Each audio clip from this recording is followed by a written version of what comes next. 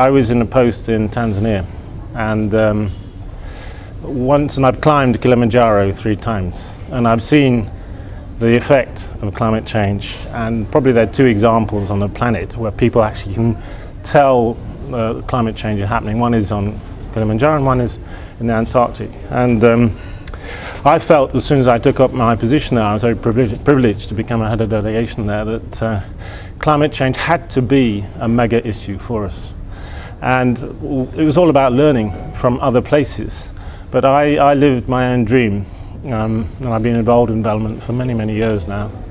And my dream, which I mentioned to the conference here, was that I would be involved in creating, in rural Africa, in the most impoverished areas, projects, eco-village projects, where people would have ownership of their own resources, and they would come together and try and see how to live on a sustainable basis in dignity.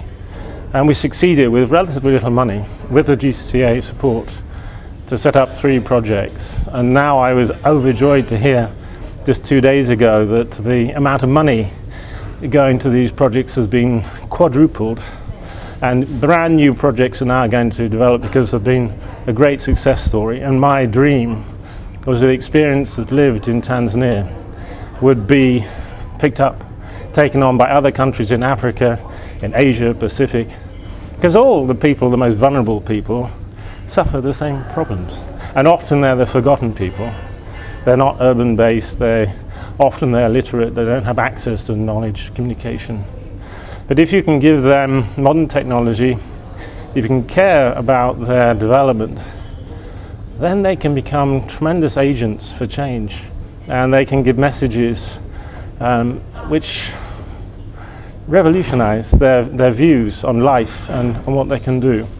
And so we made it very much a part of the conception of these projects, that anything that they developed would be passed on to other people.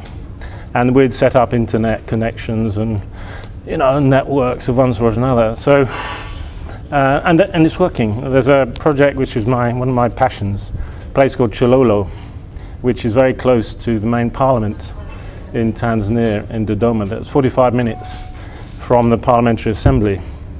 And I bet every single member of parliament in Tanzania has now visited this project, which was only set up in October last year. And by word of mouth, people are talking about it. And people are saying, oh, this is making a difference to people's lives. There are 22 new technologies which have been tried in this project.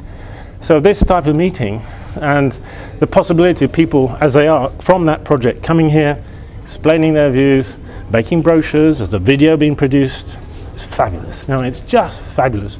And I think one thing, you know, the European Union can do through all its delegations is really pick up on success stories and bring people together. And this is what we're going to do, I hope. I mean, I've now sadly left Tanzania, but the legacy will live on.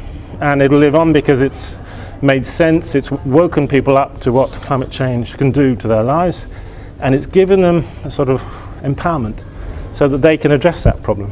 And they're using European technology, European experience, African experience, and I hope they'll have Indian experience and Vanuatu experience or whatever. I mean, I think it's the real excitement that this project can give.